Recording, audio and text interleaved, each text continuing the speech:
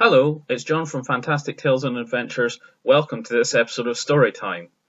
Today I'm going to be reading a short story that I wrote for pleasure a couple of years back.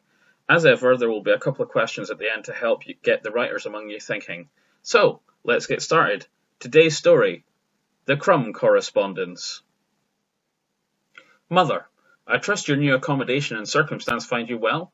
I've settled in my home. My lodgings are directly above the oven room which keep them warm. The front of the shop is immaculate, except when people slam the door. Flour everywhere. The street is tidy compared to the nearby neighbourhoods. Horse manure, refuse, leather stink from the tannery, vagrants. It's like that time we took a trip to see Uncle Jock in Glasgow. I met my neighbour yesterday, Harry Hoch. He owns the butcher shop which he has decorated with a sign outside in the shape of a knight holding a large meaty shield. He calls his shop Sir Loins. You'll never see me doing anything so crass with crumbs cakes. Your son, Felonious Crumb.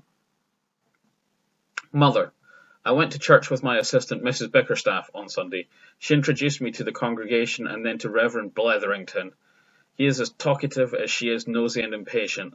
I invited him to my shop for tea. Mrs. Bickerstaff rightly agreed to brew. He was a pleasant enough fellow, even blessed my shop and all its contents. It seemed a bit odd at the time, but apparently he does that with all new members of his parish. I did not hear exactly what he said. Mrs. Bickerstaff was too busy slamming doors. Flour.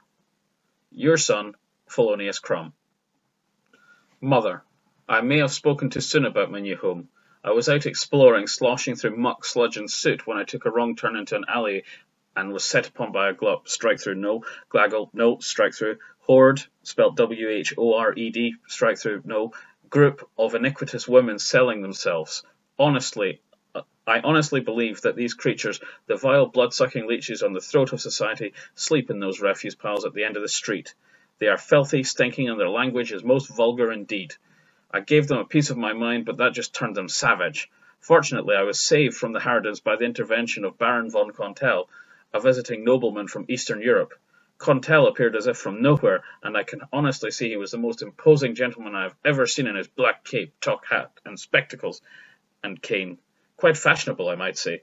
His voice was melodic and harsh at the same time, causing the tawdry temptresses to flee before him. I was most impressed. Undoubtedly, they returned to whatever refuse pile they crawled from. The Count introduced himself, and when he found out who I was, he invited me to feast at Blackmore Hollow with the mayor and several other prominent gentlemen. I was pleased to accept. Your son, Felonious Crumb. Dear Sir, I had recently had occasion to wonder what the collective noun for a group of harlots is. After consulting your fine dictionary and finding no suitable word, I humbly submit the following entry for you, the next edition of your fine publication. Midden, italicized noun, collective term for the group of iniquitous women intent on proposition. The virtuous man was surrounded by a midden, or he was besieged by a midden of strumpets. Your humble servant, Felonious Crumb. Mother, the feast at Blackmore Hollow was splendid. The mansion was tastefully decorated, mostly in red, with the finest tapestries, paintings and furniture, significantly contrasting with the rivers of filth that flow just down the street from my shop. That Darwin fellow had it wrong. Not all creatures are products of the gene pool. More like cesspool. Gads. It seems the Baron shares my distaste. He spoke at length with the mayor and Inspector Haberdash about aggressively tackling vagrancy and middenry. The rest of the night is a bit hazy, probably the wine. The Baron serves a fine red. Your son, Felonious Crumb. Mother, things appear to be picking up. I was accosted by a midden today. The harlots followed me to my shop and threw things that can only be described as stinking and wretched, perhaps remains of their virtue, at my window. Their slimy bombardment was terminated by a most timely intervention by the local constabulary. Things are changing. The best I could get out of Haberdash previously was a suggestion to put a notice outside my door. Your son, Felonious Crumb. To the vile, blood-sucking leeches that prey on the jugular of society, I say to you one thing. You are not welcome on these premises. Stay out. You are absolutely not invited. Felonious Crumb, Proprietor and Resident. Mrs. Bickerstaff, you have not been at work for several days, and you were not in church on Sunday. Indeed, half the congregation was missing. Some strangers, Dutchmen I think, appeared halfway through the service. They appeared to be led by a man with a bushy beard and wild grey hair mashed beneath a wide-brimmed black hat, a silver buckle on the front. The cheeky foreigners were filling their canteens from the baptismal font. Please inform me when you will be returning to work. If it had not been so quiet the last few days, I would not have managed. Felonious Crumb, proprietor, Crumb's Cakes. Mother, I cannot believe it. The harlot stopped me in the street just last night and apologised. And they had washed, and they were no longer wearing clothes that looked like a beggar's leavings. They escorted me home, saying that a pillar of the community like me should not go unescorted. Oddly, when they got to my shop, they appeared to be startled and fled. I hope they got home okay. The constables apparently found a dead vagrant 2 streets over, white as a sheet, and rumour has it some kind of neck wound. I hope it isn't an escaped bear. You always hear about escaped bears. Your son, Felonious Crumb. Mother, very strange situation today. The Dutchman came into my shop. Their leader, the man in the hat, whom the others called Professor, asked me where he could purchase steaks, so I directed him to sirloins. I just hope they don't get heartburn. Your son, Felonious Crumb. Inspector Haberdash, as a member, strike through that, no, pillar of the community, I feel it is my moral obligation to bear witness to a crime. A young woman formerly of iniquitous repute, whom I have learned goes by the name Belle, was set upon by a villainous rogue in an alleyway adjacent to my bakery. I am ashamed to say he was a customer just yesterday evening. He is a professor from somewhere in the Netherlands. I should clarify, I arrived on scene to find the professor attempting to stab Belle with a wooden spear, whilst warding her off with a cross. Perhaps she is a heathen or some such. There was already a man bleeding on the, now mostly clean, street from his neck. I observed 2 holes made by what I estimate to be something pointed. A spear, most likely. Definitely not a bear. I threw myself boldly, strike through, no, heroically, into the fray, knocking the cross from his hand and punching him in the jaw, allowing Belle to escape.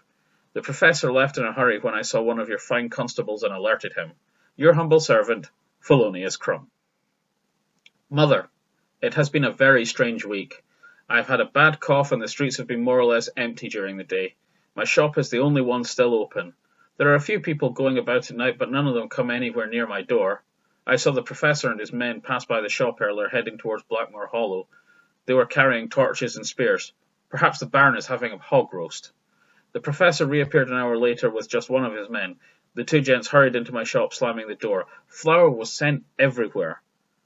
I looked paler than Belle, too much makeup, one assumes, whom I had seen following the gentleman up to the house earlier. Their clothes were now ripped and they were bleeding all over my floor. Perhaps the Baron had supplied a live pig for sport and food, and the pig won.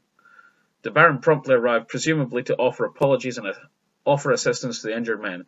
He glared disapprovingly at my sign. I assured him that I didn't mean him and that he should come on in.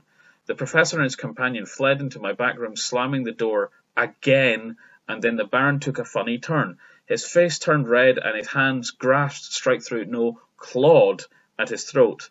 He even coughed up blood. It was like when Uncle Jock thought he had accidentally swallowed a penny. The poor chap doubled over and collapsed. The professor returned and tried to give the Baron a drink from his canteen, but that just made him choke. The Baron was pronounced dead on my shop floor. Perhaps he had some form of consumption. Sad times indeed. Your son, Felonious Crumb. And that's it for the Crumb Correspondence. Here are a couple of questions for the writers to think about. What is the main story here? Is there one? Did you pick up on the reason the Baron actually choked? Is Felonious a reliable narrator? This story is meant to be humorous. Is it successful, and if so, why is it humorous? Thanks so much for watching. Don't forget to hit like and subscribe. You can find links to my blog and social media in the description below, and you can support this channel by clicking on the button on screen just now. All the best to yous. Happy writing!